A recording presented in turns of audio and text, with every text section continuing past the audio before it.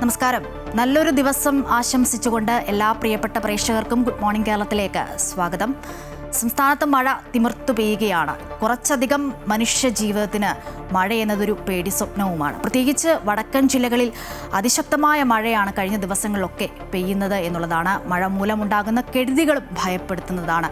ഈ പാരിസ്ഥിതിക അനുമതിയും ചട്ടങ്ങളും ഒക്കെ കാറ്റിൽ പറത്തി ചെയ്യുന്ന പ്രവൃത്തികളൊക്കെ വിളിച്ചു വരുത്തുന്നത് വലിയ ദുരന്തത്തെയാണ്. അതിനൊക്കെ ഉദാഹരണവും നമുക്ക് മുൻപിൽ ഉണ്ടതാനും. ഈ മനുഷ്യനിർമ്മിത ദുരന്തത്തെ ഇനിയെങ്കിലും വിളിച്ചു വരുത്താതിരിക്കുക എന്നതാണ് പറയാനുള്ളത്. ഒപ്പം ഇന്ന് കനത്ത മഴയെ തുടർന്ന് വയനാട്, കോഴിക്കോട്, മലപ്പുറം ജില്ലകളിലൊക്കെ വിദ്യാഭ്യാസ സ്ഥാപനങ്ങൾക്ക് അവധി പ്രഖ്യാപിച്ചിട്ടുണ്ട്. കേരളത്തിൽ മാത്രമല്ല കേട്ടോ, ഉത്തരേന്ത്യയിലും മഴക്കെടുതി രൂക്ഷമാണ്. വിശദമായ വാർത്തകളിലേക്ക്, വിശേഷങ്ങളിലേക്ക് വരാം. ആദ്യം തലക്കെട്ടുകൾ. വയനാട് കള്ളാടി മണ്ണിടിച്ചിൽ ദുരന്തത്തിൽ കാണാതായ 5 പേർക്കായുള്ള തിരച്ചിൽ ഇന്നും തുടരും. പ്രതികൂല കാലാവസ്ഥ വെല്ലുവിളി.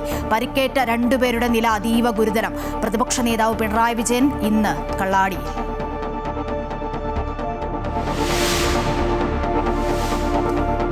ദുരന്തഭീതിയിൽ മലപ്പുറം, കോഴിക്കോട് അതിർത്തി ഗ്രാമത്തിലെ കുടുംബങ്ങൾ. കക്കാടംപൊയിൽ, വെണ്ടേക്കുംപൊയിൽ, മേലെ മങ്ങാട് പ്രദേശത്ത് ഭീഷണിയായി വലിയ മൺകൂന.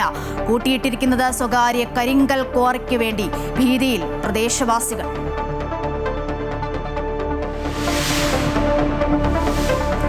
വടക്കൻ കേരളത്തിൽ കനത്ത മഴയ്ക്ക് സാധ്യത. 5 ജില്ലകളിൽ യെല്ലോ അലർട്ട്. തീരദേശ മലയോര മേഖലകളിൽ പ്രത്യേക ജാഗ്രത. കോഴിക്കോടും വയനാടും മലപ്പുറത്തും വിദ്യാഭ്യാസ സ്ഥാപനങ്ങൾക്ക് അവധി. യൂണിവേഴ്സിറ്റി PSC പരീക്ഷകൾക്ക് മാറ്റമില്ല. ഉത്തരേന്ത്യൻ സംസ്ഥാനങ്ങളിൽ കനത്ത മഴ തുടരുന്നു.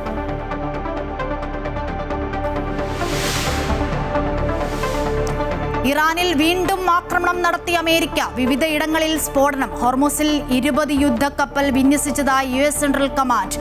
കപ്പൽ ആക്രമണത്തിനുള്ള തിരിച്ചടിയെന്ന് ട്രംപ്. ഇറാൻ പരമോന്നത നേതാവ് ആയത്തുള്ള അലി ഖമനേയിയുടെ സംസ്കാരം ഇന്ന്.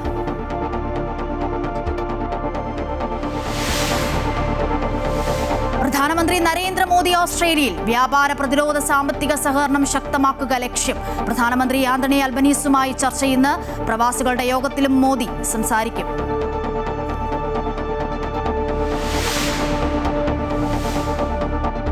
ഫിഫ ലോകകപ്പിൽ ക്വാർട്ടർ പോരാട്ടങ്ങൾക്ക് ഇന്ന് തുടക്കം. ഫ്രാൻസ് മൊറോക്കോ മത്സരം രാത്രി 1:30.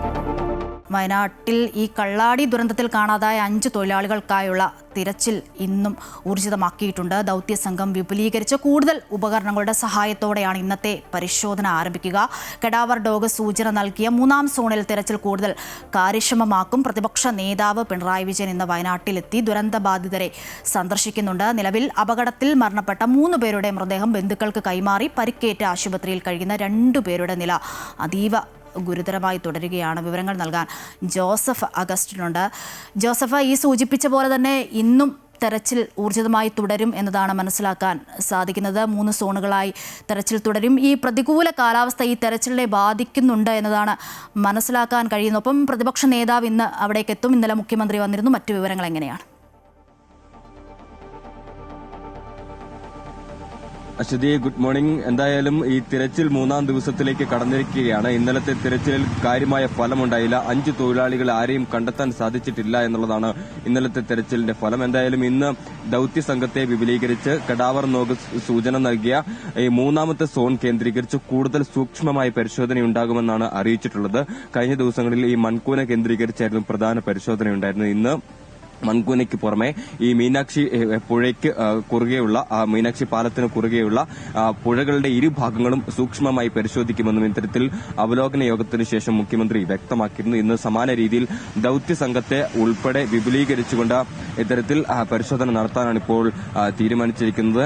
എന്തായാലും വലിയ രീതിയിലുള്ള പരിശോധന ഇന്നും ഉണ്ടാകുമെന്നാണ് അറിയിച്ചിട്ടുള്ളത്. ബൂം എക്സ്കവേറ്റർ ഉൾപ്പെടെയുള്ള സംവിധാനങ്ങൾ ഇവിടെ എത്തിച്ചിട്ടുണ്ട്. അതിന്റെ അടിസ്ഥാനത്തിൽ മണ്ണ് പൂർണ്ണമായി നീക്കം ചെയ്ത് ആരെങ്കിലും ഉണ്ടോ എന്ന് ഉറപ്പുവരുത്തുന്നത് ഉൾപ്പെടെയുള്ള പ്രവർത്തനങ്ങൾ ഉണ്ടാകുമെന്നും അറിയിച്ചിട്ടുണ്ട്. എന്തായാലും വിശദമായ പരിശോധനയ്ക്ക് തയ്യാറെടുക്കുകയാണ് ജില്ലാ ഭരണകൂടം. ഈ കാണാതായവരെ കണ്ടെത്തുന്നവരെയുള്ള പ്രവർത്തനങ്ങളിൽ നിന്നും ഒരിക്കലും മാറുകയില്ല എന്നാണ് അദ്ദേഹം പ്രധാനമായും വ്യക്തമാക്കിയിട്ടുള്ളത്. അതായത് ഇന്നലെ ഈ കാണാതായവരുടെ കുടുംബം ഇന്നലെ ഈ മുഖ്യമന്ത്രിയെ നേരിട്ട് കണ്ടിരുന്നു. അവർ ചില ആശങ്കകൾ പങ്കുവച്ചിരുന്നു. ആ ആശങ്കകൾക്ക് പരിഹാരമുണ്ടാകും. ഈ ആരെയും ഇത്തരത്തിൽ നഷ്ടപ്പെടില്ല, അവരെ എല്ലാവരെയും കണ്ടെത്തുമെന്നുള്ളൊരു ഉറപ്പാണ് മുഖ്യമന്ത്രി നൽകിയിരിക്കുന്നത്. എന്തായാലും വിശദമായ ചർച്ചകൾക്കും കൂടിക്കാഴ്ചകൾക്കും ശേഷമാണ് ഇന്നലെ മുഖ്യമന്ത്രി വയനാട്ടിൽ നിന്ന് മടങ്ങിയത്. ഇന്ന് പ്രതിപക്ഷ നേതാവ് പിണറായി വിജയൻ 9 മണിയോടുകൂടി ഈ ദുരന്ത സ്ഥലത്തെത്തും. അതിനുശേഷം ചികിത്സയിൽ കഴിയുന്നവരെ സന്ദർശിക്കും. പിന്നീട് ഈ ക്യാമ്പിൽ ഉള്ളവരെയും സന്ദർശിച്ചതിനു ശേഷം അദ്ദേഹം മാധ്യമങ്ങളെ കാണുമെന്നാണ് അറിയിച്ചിട്ടുള്ളത്. പിണറായി വിജയന് പുറമെ CPM സംസ്ഥാന സെക്രട്ടറി ആയിട്ടുള്ള MV ഗോവിന്ദൻ മാസ്റ്ററും ഈ പിണറായി വിജയനൊപ്പമുള്ള സംഘത്തിൽ ഉണ്ടാകുമെന്നാണ് അറിയിച്ചിട്ടുള്ളത്. എന്തായാലും ഈ ആരോപണ പ്രത്യാരോപണങ്ങളും ഈ ഘട്ടത്തിൽ ഉയർന്നു വരികയാണ്. ഇത് മനുഷ്യനിർമ്മിതമാണ്, അല്ല ഈ പ്രകൃതിക്ഷോഭമാണ് എന്ന തരത്തിൽ 2 തരത്തിലുള്ള വാദപ്രതിവാദങ്ങളാണ് ഉയരുന്നത്. എന്തായാലും ഇക്കാര്യങ്ങളെല്ലാം സമഗ്രമായി പഠിച്ചതിനു ശേഷം മാത്രമായിരിക്കും ഇനിയൊരു നിർമ്മാണ പ്രവർത്തനങ്ങൾ ഇവിടെ ആരംഭിക്കേണ്ടതുള്ളൂ എന്നുള്ള കാര്യമാണ് പ്രധാനമായും പറഞ്ഞിട്ടുള്ളത്. മാത്രവുമല്ല, ഇത്തരത്തിൽ വയനാട് മൊത്തത്തിൽ ഇത്തരത്തിൽ പ്രശ്നങ്ങളുണ്ട് എന്ന് പ്രചരിപ്പിക്കരുതെന്നും കർശനമായ നിർദ്ദേശം നൽകിയിട്ടുണ്ട്. അത്തരത്തിലൊരു അഭ്യർത്ഥനയും ഇന്നലെ മുഖ്യമന്ത്രി നൽകിയിട്ടുണ്ട്. എന്തായാലും ഈ തുരങ്കപാതയുടെ സാധ്യത ഇനി എത്രത്തോളമുണ്ട്, പരിസ്ഥിതിക്ക് എന്തെങ്കിലും ദോഷമുണ്ടാകുമോ, ആളുകളുടെ ജീവനും സ്വത്തിനും ഭീഷണി ഉണ്ടാകുമോ എന്നുള്ള കാര്യങ്ങളെല്ലാം പരിശോധിച്ചതിന് ശേഷം മാത്രമായിരിക്കും ഒരു തുടർ നടപടിയിലേക്ക് സർക്കാർ കടക്കുക എന്നൊരു ഉറപ്പാണ് ഇന്നലെ ഇത്തരത്തിൽ ക്യാമ്പിൽ ഉൾപ്പെടെ കഴിയുന്നവർക്ക് നൽകിയിട്ടുള്ളത്. മാത്രമല്ല, അപകട സാധ്യതാ സ്ഥലത്ത് താമസിക്കുന്ന ആർക്കെങ്കിലും ഇത്തരത്തിൽ മാറി താമസിക്കാൻ താൽപര്യമുണ്ടെങ്കിൽ അവരെ പൂർണ്ണമായും പുനരധിവസിപ്പിക്കുന്നതിന് വേണ്ട നടപടിക്രമങ്ങളും സർക്കാർ ചെയ്യുമെന്നും ഇത്തരത്തിൽ മുഖ്യമന്ത്രി ഇന്നലെ വ്യക്തമാക്കിയിട്ടുണ്ട്. ഇന്ന് പ്രതിപക്ഷ നേതാവ് ജില്ലയിലെത്തുന്നുണ്ട്. അദ്ദേഹം എന്തൊക്കെ ആവശ്യങ്ങളാണ് പറയുക എന്നുള്ളത് ഏറ്റവും പ്രധാനപ്പെട്ടതാണ്.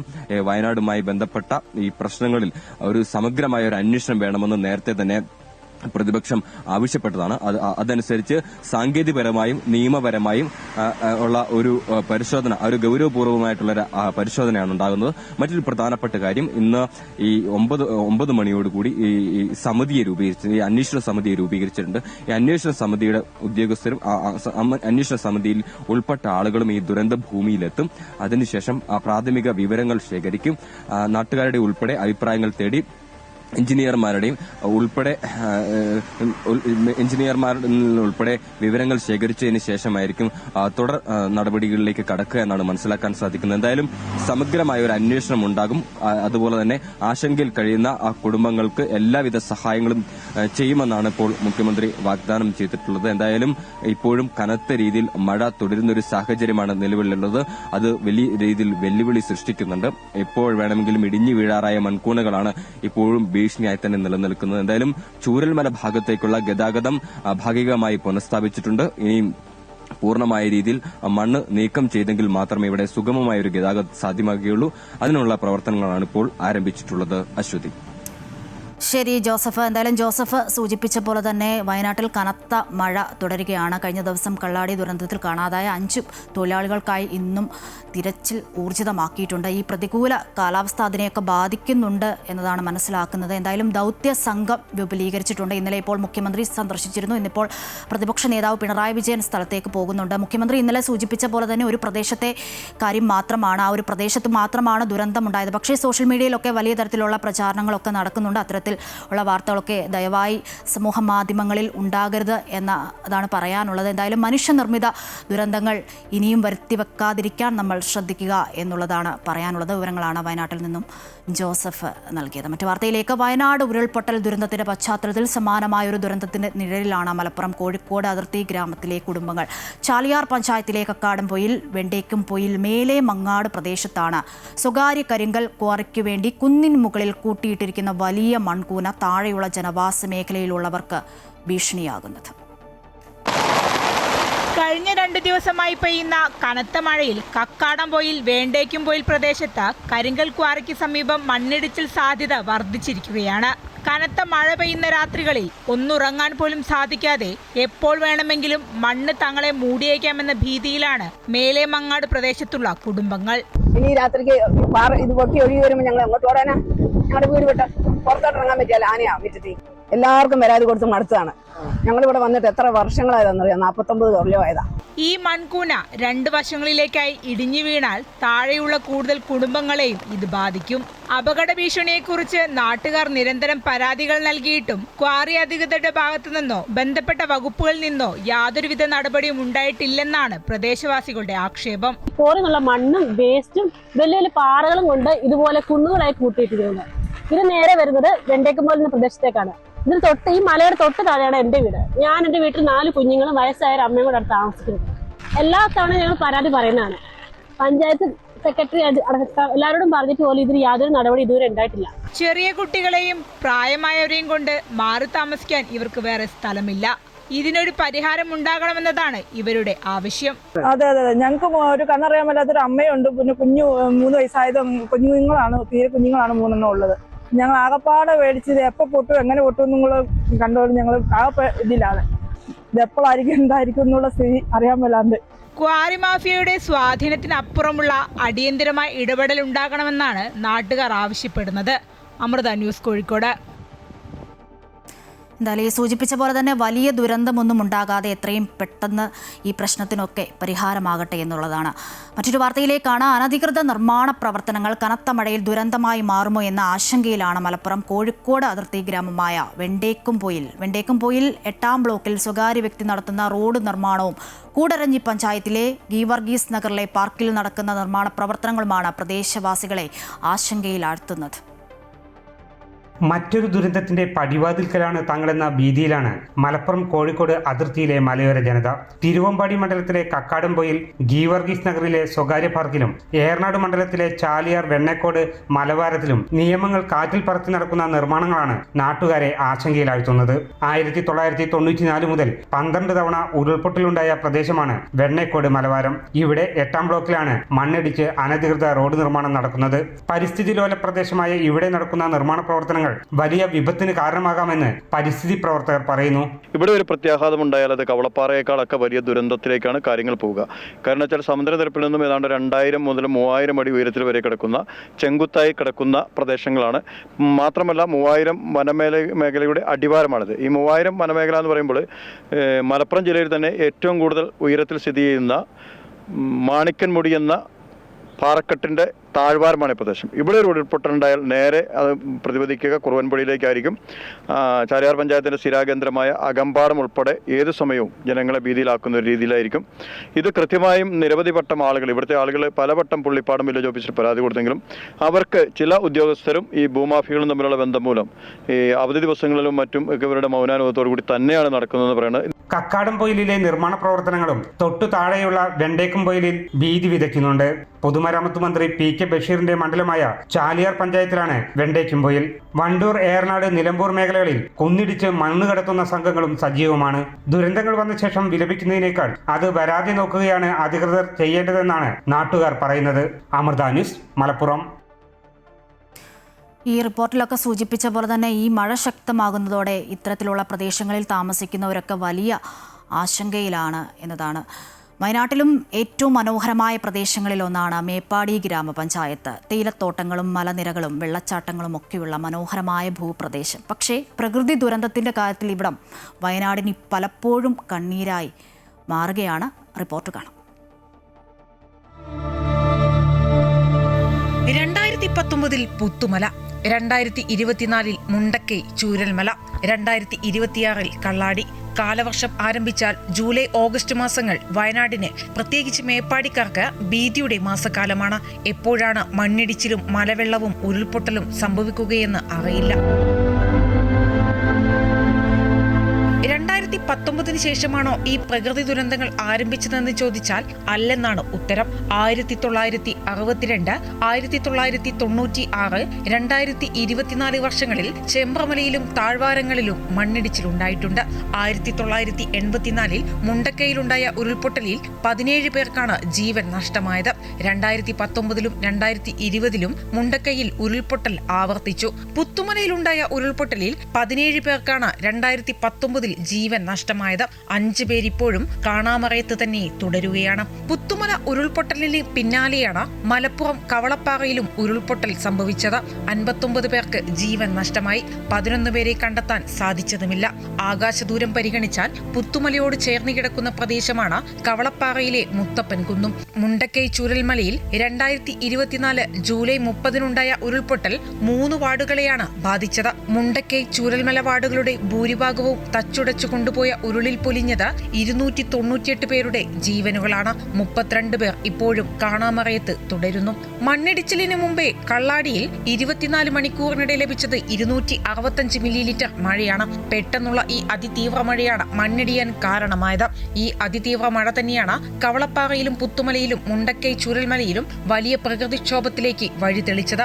തൊട്ടടുത്ത വാർഡുകളാണ് അട്ടമല, മുണ്ടക്കൈ, ചൂരൽമല, പുത്തുമല, ചുളിക്ക വാർഡുകൾ. വെള്ളം നന്നായി വലിച്ചെടുക്കുകയും പുറന്തള്ളുകയും ചെയ്യുന്ന സ്വഭാവമാണ് പൊതുവെ വയനാട്ടിലെ മണ്ണുകൾക്കുള്ളതെന്നാണ് മണ്ണ് ഗവേഷകരുടെയും നിഗമനം. പ്രകൃതിക്ഷോഭമുണ്ടായാൽ പൂർണ്ണമായും ഒറ്റപ്പെടുന്ന മേഖലയാണ് മേപ്പാടി ചൂരൽമല പാത. കൃത്യസമയത്ത് ആളുകൾക്ക് കാലാവസ്ഥാ മുന്നറിയിപ്പ് നൽകുകയാണ് ജനങ്ങളുടെ ജീവൻ നഷ്ടമാവാതിരിക്കാനുള്ള ഏക മാർഗം. കാലാവസ്ഥാ മുന്നറിയിപ്പ് നൽകാൻ വൈകിയതാണ് മുണ്ടക്കൈ ചൂരൽമലയിലെ ഉരുൾപൊട്ടലിന്റെ അടക്കം ആക്കം കൂട്ടിയത്. കള്ളാടി, ഇളമ്പിലേരി മേഖലയിലടക്കം അതിതീവ്രമായ മഴ ലഭിച്ചിട്ടും വയനാട്ടിൽ മഴ മുന്നറിയിപ്പ് യെല്ലോ അലേർട്ടായി തന്നെ തുടർന്നത് ഗൗരവകരമായ വീഴ്ചയാണ്. പശ്ചിമഘട്ട മലനിരകൾ അതീവ പരിസ്ഥിതി പ്രാധാന്യമുള്ള മേഖലയാണ്. ചെമ്പ്ര, അരണമല, അട്ടമല, വെള്ളരിമല, മണിക്കുന്നുമല തുടങ്ങി അതീവ പരിസ്ഥിതി പ്രാധാന്യമുള്ള മലനിരകളാണ് മേപ്പാടി ഗ്രാമപഞ്ചായത്തിൽ ഉള്ളത്. വികസനത്തിന്റെയും ടൂറിസത്തിന്റെയും പേരിലും കാലാവസ്ഥാ മുന്നറിയിപ്പ് വൈകുന്നതിന്റെ പേരിലും ഇനിയൊരു ജീവനും മണ്ണിൽ പൂണ്ടുപോവാതിരിക്കട്ടെ, ചാലിയാറിൽ ഒഴുകാതിരിക്കട്ടെ, ശരീരഭാഗങ്ങൾ അറ്റുപോവാതിരിക്കട്ടെ, തിരിച്ചറിയാത്ത മൃതദേഹങ്ങൾ ആവാതിരിക്കട്ടെ. പ്രിയപ്പെട്ടവർക്ക് സ്നേഹചുംബനം നൽകാൻ അവസാനമായി അവരെയൊന്നു കാണാൻ കാണാമറയത്തേക്ക് മറഞ്ഞു പോവാതിരിക്കട്ടെ. അമൃത ന്യൂസ്, വയനാട്. വളരെ ഞെട്ടലോടെയും സങ്കടത്തോടെയും മാത്രമേ ആ കാഴ്ചകൾ അല്ലെങ്കിൽ ആ ഓർമ്മകളൊക്കെ നമ്മളെ തേടിയെത്തുന്നു എന്നുള്ളതാണ്. ആ ഓർമ്മകൾ മാറാതിരിക്കട്ടെ, അല്ലെങ്കിൽ അതൊരു പാഠമായിരിക്കട്ടെ എന്നതാണ് പറയാനുള്ളത്. വടക്കൻ ജില്ലകളിലും കനത്ത മഴയ്ക്ക് സാധ്യതയെന്നാണ് കേന്ദ്ര കാലാവസ്ഥാ വകുപ്പ് പറയുന്നത്. 5 ജില്ലകളിൽ യെല്ലോ അലർട്ടാണ്. 3 ജില്ലകളിലെ വിദ്യാഭ്യാസ സ്ഥാപനങ്ങൾക്ക് അവധി പ്രഖ്യാപിച്ചിട്ടുണ്ട്. വിവരങ്ങൾ നൽകാൻ ലക്ഷ്മിപ്രിയയുണ്ട് കോഴിക്കോട് നിന്നും. Lakshmi, good morning. കനത്ത മഴയാണോ? എങ്ങനെയാണ് രാവിലത്തെ ഒരു അവസ്ഥ? കോഴിക്കോട് ജില്ലയിലൊക്കെ കനത്ത മഴ തുടരുകയാണ്. 3 ജില്ലകൾക്ക് വിദ്യാഭ്യാസ സ്ഥാപനങ്ങൾക്ക് ഇന്ന് അവധിയാണല്ലോ. എങ്ങനെയാണ് ഒരു കാലാവസ്ഥാ അന്തരീക്ഷം? Aswathy, good morning. ഇന്ന് ഏതായാലും കനത്ത മഴ തുടരുമെന്ന് തന്നെയാണ് മുന്നറിയിപ്പ് നൽകിയിട്ടുള്ളത്. ഇതിന്റെ സാഹചര്യത്തിൽ തന്നെ മലപ്പുറം, കോഴിക്കോട്, വയനാട്, കണ്ണൂർ, കാസർഗോഡ് ജില്ലകളിൽ ഇന്ന് യെല്ലോ അലർട്ട് പ്രഖ്യാപിച്ചിട്ടുണ്ട്. അതുപോലെ തന്നെ 40 മുതൽ 50 കിലോമീറ്റർ വരെ വേഗതയിലുള്ള ശക്തമായ കാറ്റിനും സാധ്യതയുണ്ടെന്നാണ് മുന്നറിയിപ്പ് നൽകിയിട്ടുള്ളത്. ഈ മഴയുടെ പശ്ചാത്തലത്തിൽ തന്നെ മലപ്പുറം, കോഴിക്കോട്, വയനാട് ജില്ലകളിലെ വിദ്യാഭ്യാസ സ്ഥാപനങ്ങൾക്ക് അവധി പ്രഖ്യാപിച്ചിട്ടുണ്ട്. അതുപോലെ തന്നെ അതായത് ഈ പ്രൊഫഷണൽ കോളേജുകൾ ഉൾപ്പെടെയുള്ള വിദ്യാഭ്യാസ സ്ഥാപനങ്ങൾക്കാണ് ഇന്ന് അവധി പ്രഖ്യാപിച്ചിട്ടുള്ളത്. എന്നാൽ PSC പോലെയുള്ള മറ്റ് പരീക്ഷകൾക്ക് മാറ്റമില്ല എന്നും അറിയിച്ചിട്ടുണ്ട്. ഈ മഴയുടെ പശ്ചാത്തലത്തിൽ തീരദേശ മേഖലകളിലും അതുപോലെ തന്നെ മലയോര മേഖലകളിലും താമസിക്കുന്നവർ ജാഗ്രത പാലിക്കണമെന്ന് നിർദ്ദേശം നൽകിയിട്ടുണ്ട്. അതുപോലെ തന്നെ ക്വാറികൾ ഖനന പ്രവർത്തനങ്ങളെല്ലാം നടക്കുന്നുണ്ടെങ്കിൽ അത് നിർത്തിവെക്കണമെന്നും ജില്ലാ കളക്ടർ ഇന്നലെ ഉത്തരവിട്ടിട്ടുണ്ടായിരുന്നു. അതുപോലെ തന്നെ ഈ മലയോര മേഖലകളിലെല്ലാം താമസിക്കുന്ന ആളുകൾ, അതായത് ഈ ചുരം വഴി പോകുന്ന ആളുകളെല്ലാം അതുവഴി പോകുന്ന രാത്രി യാത്രകൾ, അനാവശ്യ യാത്രകൾ ഒഴിവാക്കണമെന്ന് നിർദ്ദേശം നൽകിയിട്ടുണ്ട്. അതായത് രാത്രി 7 മണി മുതൽ രാവിലെ 7 മണി വരെയുള്ള യാത്രകളാണ് ഒഴിവാക്കണമെന്ന് നിർദ്ദേശം നൽകിയിട്ടുള്ളത്. അതുപോലെ തന്നെ ജലാശയങ്ങളിലേക്ക് ഇറങ്ങുന്ന ആളുകളോട് ജാഗ്രത പാലിക്കണം, അവർ ഇറങ്ങരുത് എന്നുള്ള നിർദ്ദേശവും ജില്ലാ കളക്ടർ ഇന്നലെ പുറപ്പെടുവിച്ചിരുന്നു. ഏതായാലും ഈ നിർദ്ദേശങ്ങളെല്ലാം നിലനിൽക്കുന്നുണ്ട്. അതേസമയം ഇടവിട്ടുകൊണ്ടുള്ള ശക്തമായ മഴയാണ് സംസ്ഥാനത്ത് പെയ്തുകൊണ്ടിരിക്കുന്നത്. ഈ ഒരു മഴയുടെ സാഹചര്യത്തിൽ തന്നെ വലിയ നാശനഷ്ടങ്ങളാണ് ജില്ലയിൽ പലയിടങ്ങളിലും റിപ്പോർട്ട് ചെയ്യപ്പെട്ടിട്ടുള്ളത്. ഇന്നലെ നാദാപുരത്ത് ചുഴലിക്കാറ്റ് രൂപപ്പെട്ടിരുന്നു. ഇതിൻ്റെ ചുഴലിക്കാറ്റ് ആഞ്ഞടിച്ചതോടെ കെട്ടിടങ്ങളും അതുപോലെ തന്നെ വീടുകളും എല്ലാം പൊളിയുന്ന ഒരു സാഹചര്യമുണ്ടായിരുന്നു, തകരുന്ന സാഹചര്യമുണ്ടായിരുന്നു. അതുപോലെ തന്നെ പലയിടങ്ങളിലും മരങ്ങൾ കടപുഴകി വീഴുന്ന ഒരു സാഹചര്യമുണ്ടായിരുന്നു. അങ്ങനെ വലിയ രീതിയിലുള്ള നാശനഷ്ടങ്ങളാണ് പല ജില്ലകളിൽ നിന്ന് റിപ്പോർട്ട് ചെയ്യപ്പെടുന്നത്. അതുപോലെ തന്നെ പലയിടങ്ങളിലും വെള്ളം കയറിയിട്ടുണ്ട്. ഇരുവഞ്ഞിപ്പുഴയെ അടക്കം കരകവിഞ്ഞൊഴുകിയിരുന്നു. ഇതിൻ്റെ സാഹചര്യത്തിൽ പലയിടങ്ങളിലും ചാത്തമംഗലം ഉൾപ്പെടെയുള്ള അവിടെ താഴ്ന്ന പ്രദേശങ്ങളിലെല്ലാം വെള്ളം കയറിയിട്ടുണ്ട് എന്നുള്ള വിവരം നമുക്ക് ലഭിച്ചിരുന്നു. ഏതായാലും ഇടപെട്ടുകൊണ്ടുള്ള അതിശക്തമായ മഴയാണ് ഇപ്പോൾ സംസ്ഥാനത്ത് ലഭിച്ചുകൊണ്ടിരിക്കുന്നത്. അശ്വതി. ശരി ലക്ഷ്മി പറഞ്ഞ പോലെ തന്നെ വടക്കൻ ജില്ലകളിൽ കനത്ത മഴയ്ക്കുള്ള സാധ്യതയാണ് പ്രവചിച്ചിട്ടുള്ളത്. എന്തായാലും 5 ജില്ലകളിൽ യെല്ലോ അലർട്ടാണിന്ന്. ഒപ്പം കോഴിക്കോട്, വയനാട്, മലപ്പുറം ജില്ലകളിലെ വിദ്യാഭ്യാസ സ്ഥാപനങ്ങൾക്ക് അവധി പ്രഖ്യാപിച്ചിട്ടുണ്ട്. പ്രേക്ഷകർ ശ്രദ്ധിക്കുക. പ്രൊഫഷണൽ കോളേജ് ഉൾപ്പെടെയുള്ള വിദ്യാഭ്യാസ സ്ഥാപനങ്ങൾക്കാണ് അവധി പ്രഖ്യാപിച്ചിട്ടുള്ളത്. വിവരങ്ങളാണ് കോഴിക്കോട് നിന്നും ലക്ഷ്മിപ്രിയ നൽകിയത്.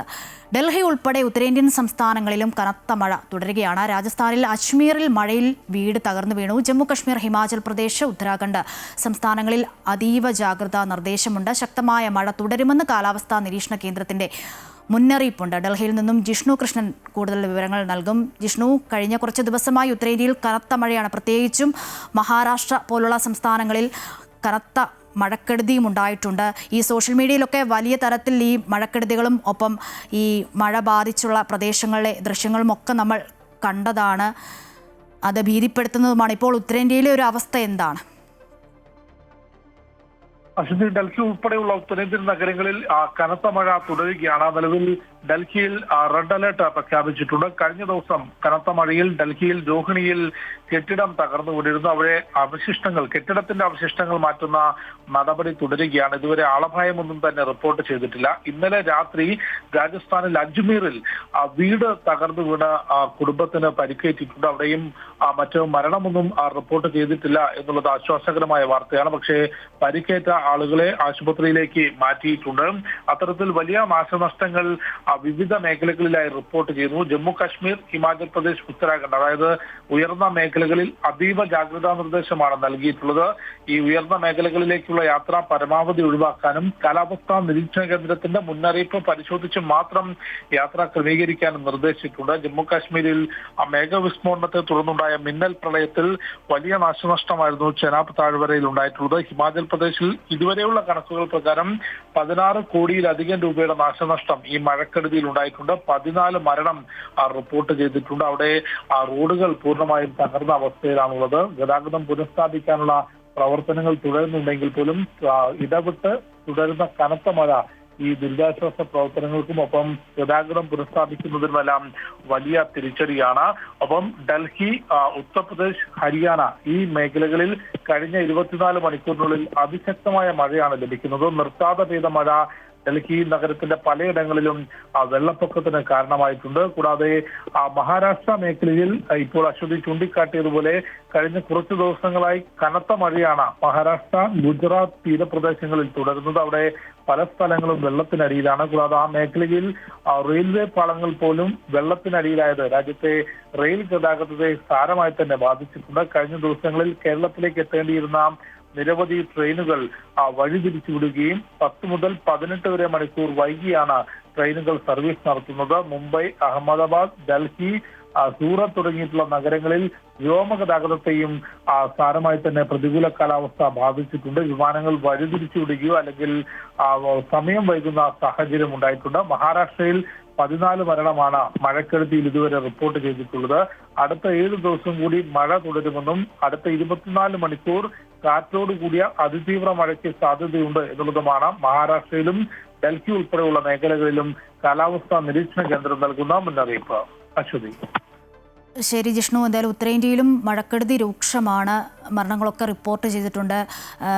ട്രെയിനുകളൊക്കെ വഴിതിരിച്ചു വിടുന്നുണ്ട് എന്നതാണ് മനസ്സിലാക്കാൻ കഴിയുന്നത്. എന്തായാലും അതീവ ജാഗ്രതാ നിർദ്ദേശമാണ് ഉത്തരേന്ത്യയിലും നൽകിയിട്ടുള്ളത്. വിവരങ്ങളാണ് ജിഷ്ണു കൃഷ്ണൻ നൽകിയത്. വിഴിഞ്ഞം തുറമുഖ ഓഹരി കൈമാറ്റത്തിൽ അദാനി കമ്പനിക്ക് MSCയുമായുള്ള ധാരണയിൽ വ്യക്തത തേടാൻ സർക്കാർ അദാനി ഗ്രൂപ്പ് നൽകിയ കത്തിന്മേൽ എന്ത് നടപടിയാണ് സർക്കാർ സ്വീകരിച്ചതെന്ന് വ്യക്തമാക്കണമെന്നാവശ്യപ്പെട്ട് പ്രതിപക്ഷ നേതാവ് പിണറായി വിജയനും മുഖ്യമന്ത്രിക്ക് കത്ത് നൽകിയിട്ടുണ്ട്. വിവരങ്ങൾ രജിത്ത് നൽകും. രജിത്ത, ഈ സൂചിപ്പിച്ച പോലെ തന്നെ എന്തായാലും പ്രതിപക്ഷവും സർക്കാരും തമ്മിലുള്ള ഒരു ഏറ്റുമുട്ടലാണ്. കഴിഞ്ഞ ദിവസങ്ങളിലൊക്കെ അത് നമ്മൾ കണ്ടതാണ്. മുഖ്യമന്ത്രി പറയുന്നു, അതിനുള്ള മറുപടി MV ഗോവിന്ദൻ നൽകുന്നു. ഇപ്പോഴും ആ ഒരു പോര് തുടരുകയാണ്. എന്താണ് മുഖ്യമന്ത്രിക്ക് പറയാനുള്ളതൊപ്പം പ്രതിപക്ഷ നേതാവ് ഈ കത്തിൽ ചൂണ്ടിക്കാട്ടുന്നത് എന്തൊക്കെ?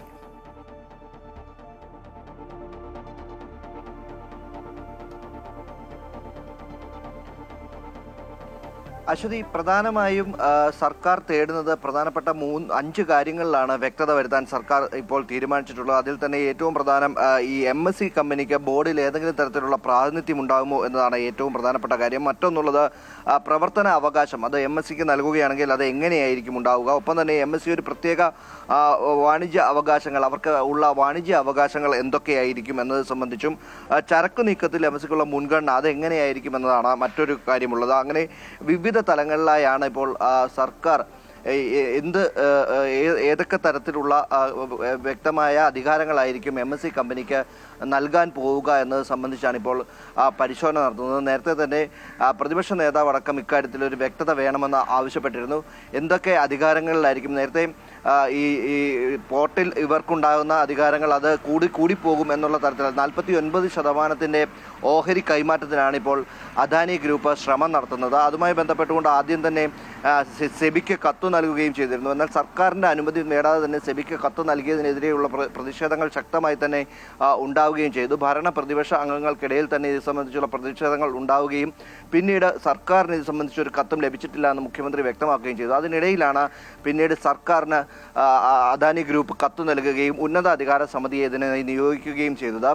പോർട്ടിൻ്റെയും അതുപോലെ തന്നെ ധനകാര്യ വകുപ്പിൻ്റെയും നിയമവകുപ്പിൻ്റെയും സെക്രട്ടറിമാർ ഉൾപ്പെടുന്ന ഒരു കമ്മിറ്റിയാണ് ഇത് സംബന്ധിച്ച് ഒരു വിശദമായ പരിശോധന തന്നെ നടത്തുന്നത്. ഈ പരിശോധനയിൽ ഏതൊക്കെ തരത്തിലായിരിക്കും ഈ MSC കമ്പനിക്ക് അധികാരം അല്ലെങ്കിൽ ഓഹരി കൈമാറിക്കഴിഞ്ഞാൽ ഉണ്ടാകാൻ പോകുന്ന പ്രശ്നങ്ങൾ അല്ലെങ്കിൽ ഉണ്ടാകാൻ പോകുന്ന കാര്യങ്ങൾ എന്തൊക്കെയായിരിക്കും എന്നത് സംബന്ധിച്ച് നേരത്തെ തന്നെ ഒരു MSC കമ്പനിക്ക് കൂടുതൽ അധികാരങ്ങൾ നൽകുകയില്ല, പോർട്ടിലൊരു അത്തരത്തിലുള്ളൊരു നിലയിലേക്ക് MSCയെ പ്രവർത്തനാനുമതി നൽകുകയില്ല എന്ന് അദാനി ഗ്രൂപ്പ് തന്നെ വ്യക്തമാക്കുകയും ചെയ്തതാണ്. എന്നാൽ അത് ഏതൊക്കെ തരത്തിലാണ് എന്നതാണ് ഇനി പരിശോധിക്കുന്നത്.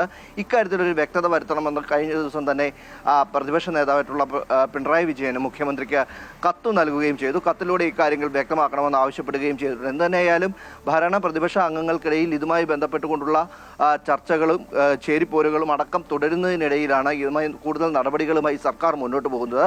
ഉന്നതാധികാര സമിതി ഇത് സംബന്ധിച്ച ഒരു റിപ്പോർട്ടും നിർദ്ദേശവും അടക്കം സർക്കാരിന് നൽകും. അതിനുശേഷമായിരിക്കും ഓഹരി കൈമാറ്റവുമായി ബന്ധപ്പെട്ടുകൊണ്ട് എന്ത് നടപടി സ്വീകരിക്കണമെന്ന് സർക്കാർ തീരുമാനിക്കുക. ഒപ്പം തന്നെ കേന്ദ്ര സർക്കാരിൻ്റെ അനുമതി കൂടി ഇക്കാര്യത്തിൽ ഉണ്ടാവണം. കേന്ദ്ര സർക്കാരിൻ്റെ അനുമതി ഇല്ലാതെ ഓഹരി കൈമാറ്റം സാധ്യമാകുന്ന ഒന്നല്ല. അതുകൊണ്ട് തന്നെ വലിയൊരു പ്രോസസ്സാണ് ഇത് സംബന്ധിച്ച് നടക്കാനുള്ളത്. അവയ്ക്ക് തുടക്കം കുറിക്കുകയാണ് സർക്കാർ എന്ന് തന്നെ വേണമെങ്കിൽ പറയാൻ കഴിയും. എന്ത് തന്നെയായാലും കൂടുതൽ പരിശോധനകളിലേക്ക് സർക്കാരിൻ്റെ ഉന്നതാധികാര സമിതി നീങ്ങുകയാണ്. MSCക്ക് ഏത് തരത്തിലുള്ള അവകാശങ്ങളായിരിക്കും ഓഹരി കൈമാറ്റം നടത്തിക്കഴിഞ്ഞാൽ ഉണ്ടാകാൻ പോകുന്നത് എന്നതാണ് വിശദമായി തന്നെ പരിശോധിക്കുന്നത്.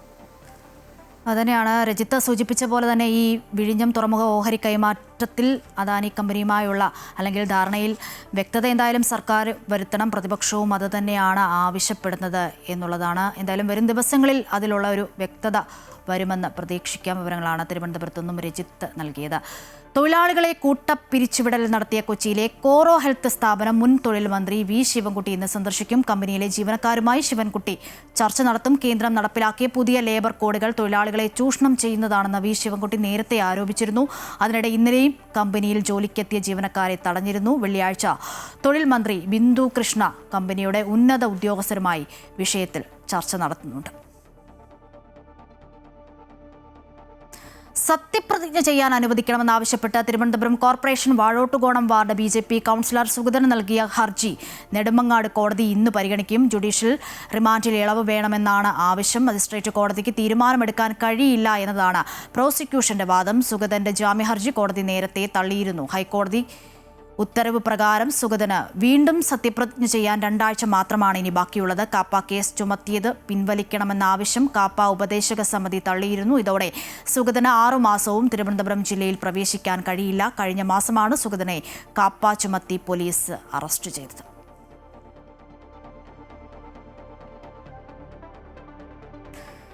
നടി ലക്ഷ്മിപ്രിയക്കെതിരായ പരാതിയിൽ കേസെടുത്തില്ലെന്നാരോപിച്ച് പാലാരിവട്ടം പോലീസിനെതിരെ അൻസിബ നൽകിയ ഹർജി ഇന്ന് കോടതി പരിഗണിക്കും. ലക്ഷ്മിപ്രിയ യൂട്യൂബ് ചാനലിലൂടെ അപമാനിച്ചെന്ന അൻസിബയുടെ പരാതിയിൽ കേസെടുക്കാനാകില്ലെന്ന് പോലീസ് അൻസിബയെ ഇന്നലെ അറിയിച്ചിരുന്നു. യൂട്യൂബ് ചാനലിലെ വീഡിയോ വിശദമായി പരിശോധിച്ചതിൽ നിന്നും ഡിഫമേഷൻ വകുപ്പ് പ്രകാരമുള്ള കുറ്റം മാത്രമേ നിലനിൽക്കൂ എന്നും മറ്റു കുറ്റകൃത്യങ്ങളൊന്നും നടന്നിട്ടില്ല എന്നുമാണ് പോലീസ് വ്യക്തമാക്കിയിരിക്കുന്നത്. വിവരങ്ങൾ കൊച്ചിയിൽ നിന്നും കിരൺ നൽകും.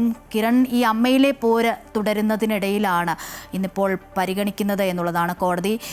മറ്റു വിവരങ്ങൾ എന്താണ് ലഭ്യമാക്കാൻ കഴിയുന്നത്? ഒപ്പം ഈ കേസ് പരാതി പറയാൻ പോയ സ്ഥലത്ത് അല്ലെങ്കിൽ പോലീസ് സ്റ്റേഷനിലുണ്ടായ പോലീസുകാരെ അല്ലെങ്കിൽ അന്വേഷണത്തിൽ പരാതി ഉന്നയിക്കാൻ പോയപ്പോൾ പറയാൻ തയ്യാറാക്കാത്ത പോലീസുകാരെ മാറ്റണമെന്നൊക്കെ ആവശ്യപ്പെട്ട അൻസിബ മുഖ്യമന്ത്രിക്ക് കത്ത് നൽകാനൊക്കെ ഇരിക്കുകയാണ്.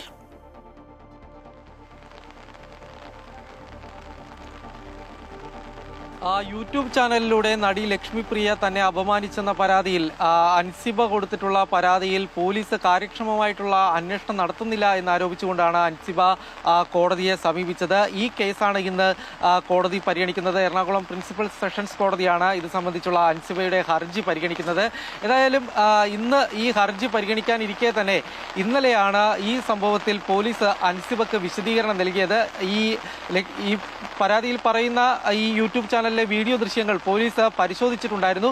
ഈ പരിശോധിച്ചതിൽ നിന്ന് വ്യക്തമാകുന്നത് ഈ അപകീർത്തിപ്പെടുത്തിയ സംഭവം മാത്രമാണ് ഇതുമായി ബന്ധപ്പെട്ട് കേസ് രജിസ്റ്റർ ചെയ്യാൻ സാധിക്കുകയുള്ളൂ. BNS 356 പ്രകാരം ഡീഫമേഷൻ എന്നുള്ളൊരു കേസ് മാത്രമാണ് ഇതുമായി ബന്ധപ്പെട്ട് രജിസ്റ്റർ ചെയ്യാൻ കഴിയുകയുള്ളൂ. മറ്റു കുറ്റകൃത്യങ്ങളൊന്നും തന്നെ നടന്നിട്ടില്ല എന്നുള്ളൊരു കണ്ടെത്തലായിരുന്നു ഈ വീഡിയോ പരിശോധിച്ചതിൽ നിന്ന് പോലീസിന് വ്യക്തമായത്. അതുകൊണ്ട് തന്നെ BNSS 222(1) പ്രകാരമുള്ള മറ്റ് നിയമ നടപടികളിലേക്ക് കടക്കാൻ കഴിയില്ല എന്ന് വ്യക്തമാക്കിക്കൊണ്ടാണ് ഇന്നലെ പോലീസ് അൻസിബക്ക് ഇത് സംബന്ധിച്ചുള്ള ഒരു കത്ത് നൽകിയിട്ടുള്ളത്. ഏതായാലും ഇന്ന് ഇവരുടെ പരാതി, അൻസിബയുടെ പരാതി കോടതി പരിഗണിക്കാൻ നിൽക്കെ തന്നെയായിരുന്നു പോലീസ് ഇത് സംബന്ധിച്ചുള്ള ഒരു വിശദീകരണം നൽകിയിട്ടുള്ളത്.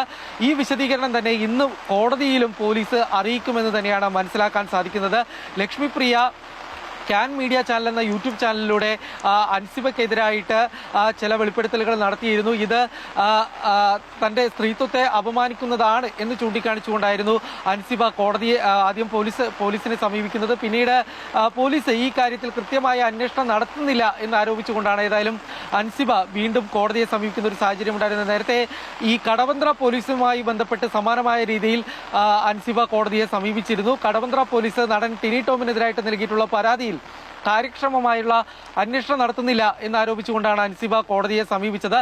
അതിനുശേഷം കോടതി ഈ വിഷയത്തിൽ ഇടപെടുകയും പിന്നീട് പോലീസിന് നിർദ്ദേശം നൽകുകയും ചെയ്തിരുന്നു. പോലീസ് നൽകിയിട്ടുള്ള റിപ്പോർട്ട് അടക്കം അതിൽ അവ്യക്തതയുണ്ട് എന്ന് ചൂണ്ടിക്കാണിച്ചുകൊണ്ട് ഇതിൽ കേസ് എടുക്കണം, അന്വേഷണം നടത്തണമെന്നുള്ളൊരു നിർദ്ദേശമാണ് കോടതി നൽകിയിരുന്നത്. തുടർന്ന് ടിനി ടോമിനെതിരായിട്ട് ജാമ്യമില്ലാ വകുപ്പുകൾ തന്നെ ചുമത്തിക്കൊണ്ട് കേസ് എടുക്കുകയും അതിന്റെ അന്വേഷണം പുരോഗമിക്കുകയും ചെയ്യുന്ന ഒരു സാഹചര്യമായിരുന്നു. ടിനി ടോമിനെ ചോദ്യം ചെയ്യാനടക്കം പോലീസ് തയ്യാറായിരുന്നു. ഏതായാലും ഈ ഒരു സാഹചര്യത്തിൽ പിന്നീടാണ് വീണ്ടും ഈ പാലാരിവട്ടം പോലീസും ഈ കേസിൽ കാര്യക്ഷമമായിട്ടുള്ള അന്വേഷണം നടത്തുന്നില്ല എന്നുള്ളൊരു ആരോപണമായിട്ട് അൻസിബ രംഗത്തെത്തിയത്. അതോടുകൂടിയാണ് തന്നെയാണ് ഇവർ കോടതിയെ സമീപിച്ചത്. ഏതായാലും കോടതിയിൽ നിന്ന് അനുകൂലമായിട്ടുള്ളൊരു വിധി അത് തനിക്ക് ലഭിക്കുമെന്നുള്ളൊരു പ്രതീക്ഷയിൽ തന്നെയാണ് അൻസിബ ഉള്ളത്. ശരി കിരൺ, എന്തായാലും നടി ലക്ഷ്മിപ്രിയക്കെതിരായ പരാതിയിൽ കേസെടുത്തിട്ടില്ല എന്നാരോപിച്ച് പാലാരിവട്ടം പോലീസിനെതിരെ അൻസിബ നൽകിയ ഹർജി ഇന്ന് കോടതി പരിഗണിക്കും. വിവരങ്ങളാണ് കൊച്ചിയിൽ നിന്നും കിരൺ നൽകിയത്.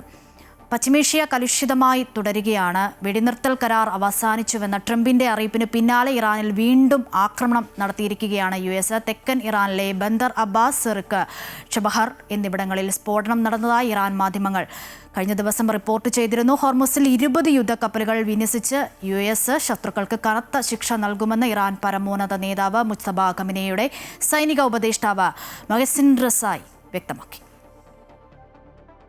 ഹോർമുസ് കടലിടുക്കിൽ വാണിജ്യ കപ്പൽ ആക്രമിച്ചതിൽ പ്രത്യാക്രമണം നടത്തുമെന്ന ട്രംപിന്റെ ഭീഷണിക്ക് പിന്നാലെയാണ് ഇറാനിൽ ആക്രമണമുണ്ടായത്.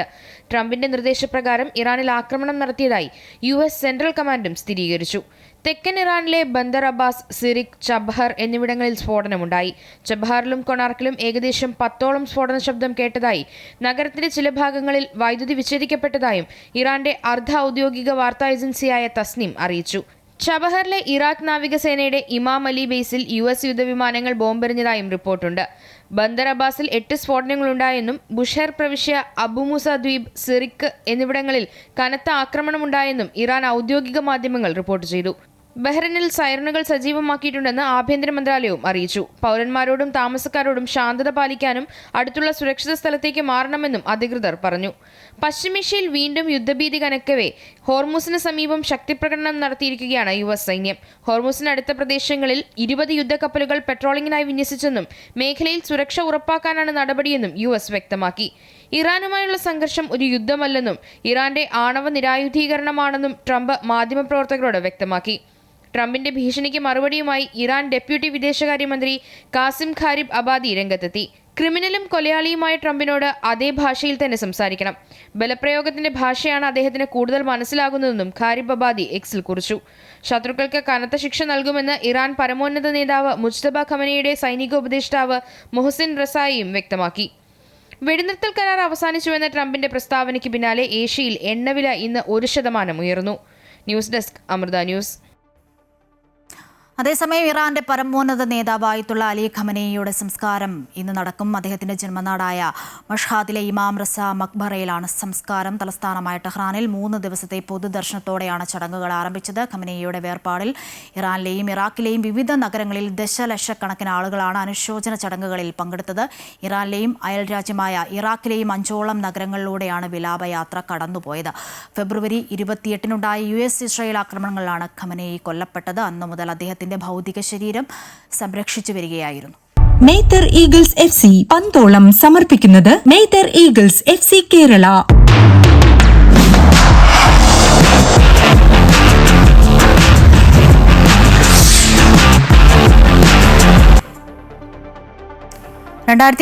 ലോകകപ്പ് സെമി ഫൈനലിന്റെ ആവർത്തനമാണ് ഇത്തവണത്തെ ആദ്യ ക്വാർട്ടർ ഫൈനൽ. രാത്രി 1:30 ഫ്രാൻസ് മൊറോക്കോയെ നേരിടുമ്പോൾ ആരാധകർക്ക് നെഞ്ചിടിപ്പാണ്. അന്നത്തെ തോൽവിക്ക് പകരം വീട്ടാൻ മൊറോക്കോയും തങ്ങളുടെ ആധിപത്യം നിലനിർത്താൻ ഫ്രാൻസും ഇറങ്ങുമ്പോൾ വാശിയേറിയ പോരാട്ടമായിരിക്കും നടക്കുക.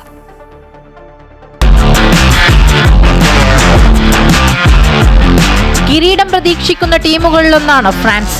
ക്വാർട്ടർ ഫൈനലിൽ മൊറോക്കോയെ നേരിടുമ്പോൾ വെല്ലുവിളികൾ ഏറെയാണ്. ശക്തരായ പോർച്ചുഗലിനെ ഉൾപ്പെടെ അട്ടിമറിച്ച ചരിത്രമുള്ള മൊറോക്കോയെ ഫ്രാൻസിന് അത്ര നിസ്സാരമായി കാണാനാകില്ല. ബോസ്റ്റണിലെ മസാച്യുസെറ്റ്സിലെ ഫോക്സ്ബറോ സ്റ്റേഡിയത്തിലാണ് തീപാറും പോരാട്ടം നടക്കുക. പ്രീ ക്വാർട്ടർ മത്സരങ്ങളിൽ പരാഗ്വേയെ തോൽപ്പിച്ചാണ് ഫ്രാൻസ് ക്വാർട്ടർ ഫൈനലിൽ എത്തിയത്. കിലിയൻ എംബാപ്പയുടെ പെനൽറ്റി ഗോളിലാണ് പരാഗ്വേയെ മറികടന്നത്. തകർപ്പൻ മുന്നേറ്റ നിരയിലൂടെ എതിരാളികളുടെ പ്രതിരോധത്തെ തകർക്കാൻ കഴിവുള്ള ടീമാണ് ഫ്രാൻസിന്. 2018 ചാമ്പ്യന്മാരായ ഫ്രാൻസ് 2022 ലോകകപ്പിൽ ഫൈനലിൽ അർജന്റീനയോട് പെനൽറ്റി ഷൂട്ടൌട്ടിലാണ് തോൽവി അറിഞ്ഞത്. ഇത്തവണ ഗ്രൂപ്പ് ഐയിൽ ഉൾപ്പെട്ട ഫ്രാൻസ് കളിച്ച 3 മത്സരത്തിലും കിടിലൻ ജയത്തോടെയാണ് റൗണ്ട് 32ലേക്ക് കടന്നത്. ഈ ലോകകപ്പിൽ തോൽവി അറിയാതെയാണ് മൊറോക്കോയും ഫ്രാൻസും ക്വാർട്ടറിലെത്തിയത്. ഇത്തവണ പ്രീ ക്വാർട്ടറിൽ കാനഡയെ പരാജയപ്പെടുത്തിയാണ് മൊറോക്കോ അവസാന 8ലേക്ക് യോഗ്യത നേടിയത്. അറ്റ്ലസ് ലയൺസ് എന്നറിയപ്പെടുന്ന മൊറോക്കോ കാനഡയ്ക്കെതിരെ മികച്ച കൗണ്ടർ അറ്റാക്കിംഗ് ഫുട്ബോളാണ് പുറത്തെടുത്തത്. അസദീർ ഒനാഹിയുടെ ഇരട്ട ഗോളുകളായിരുന്നു അവരുടെ വിജയത്തിൽ നിർണായകമായത്. ക്യാപ്റ്റൻ ഹക്കീമിയുടെ മിന്നും ഫോമിലാണ് മൊറോക്കോയുടെ പ്രതീക്ഷ. റയൽ മാഡ്രിഡ് താരം ബ്രാഹിം ഡയസും ഗോൾ കീപ്പർ യാസിൻ ബോനോയും മിന്നും ഫോമിലുള്ളത് മൊറോക്കോയ്ക്ക് പ്രതീക്ഷ നൽകുന്നതാണ്. 2022 ലോകകപ്പ് സെമി ഫൈനലിന്റെ ആവർത്തനമാണ് ഈ മത്സരം. ഫ്രാൻസിനോട് ഏറ്റുമുട്ടിയ മൊറോക്കോ എതിരില്ലാത്ത 2 ഗോളുകൾക്കാണ് തോൽവി വഴങ്ങിയത്. അന്നത്തെ തോൽവിക്ക് പകരം വീട്ടാൻ മൊറോക്കോയും തങ്ങളുടെ ആധിപത്യം നിലനിർത്താൻ ഫ്രാൻസും ഇറങ്ങുമ്പോൾ ക്വാർട്ടർ ഫൈനലിൽ വാശിയേറിയ പോരാട്ടമായിരിക്കും നടക്കുക. Sports desk Amrita news.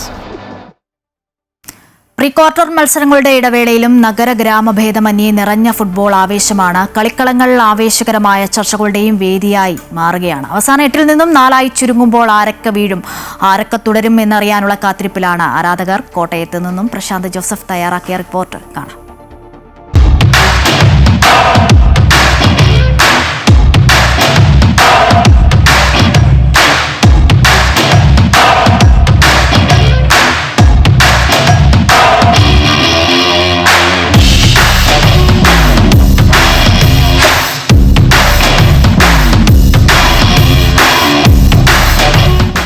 World കപ്പിൽ പ്രീ ക്വാർട്ടർ മത്സരങ്ങൾ കഴിഞ്ഞു. ഇനി കൂടുതൽ സീരിയസ് ആയ മത്സരങ്ങളിലേക്ക്, ക്വാർട്ടർ മത്സരങ്ങളിലേക്ക് കടക്കുകയാണ്. ശക്തരായ ടീമുകളാണ് എല്ലാം ഉള്ളത്. ഞാനിപ്പോൾ ഉള്ളത് കോട്ടയം ഇറഞ്ഞാലിലെ അത്ലറ്റോ ടർഫിലാണ്. ഇവിടെ കുറേ പേര് ദിവസവും ഇവിടെ ഫുട്ബോൾ കളിക്കാൻ വരുന്ന കുറേ യുവാക്കൾ ഇവിടെയുണ്ട്. ഇപ്പോൾ പ്രീ ക്വാർട്ടർ മത്സരങ്ങളൊക്കെ കഴിഞ്ഞ് ഇപ്പോൾ ശക്തരായ ടീമുകളുടെ പോരാട്ടങ്ങളിലേക്ക് കടക്കുകയാണ്. ഇനിയിപ്പോൾ ക്വാർട്ടർ മത്സരങ്ങൾ ഒരു ദിവസത്തോടെ കഴിഞ്ഞാൽ തുടങ്ങാൻ പോകുന്നു. എങ്ങനെ കാണുന്നു ഇനിയുള്ള ഒരു നാളുകളിലെ പോരാട്ടത്തെ, ഈ ഒരു 8 ടീമുകൾ തമ്മിലുള്ള മത്സരങ്ങളെ എങ്ങനെ കാണുന്നു? ഇപ്പോൾ കഴിഞ്ഞ വെച്ച് നോക്കുമ്പോൾ കുറച്ചും കൂടി സ്ട്രോങ് ആയിട്ടുള്ള മത്സരങ്ങളാണ് കണ്ടുകൊണ്ടിരിക്കുന്നത്. അപ്പോൾ കുറച്ചുകൂടി എൻഗേജഡ് ആയിരിക്കും വിചാരിക്കുന്നു. നല്ല മത്സരങ്ങൾ കാണാൻ പറ്റിയിട്ടാണ് ആഗ്രഹിക്കുന്നത്.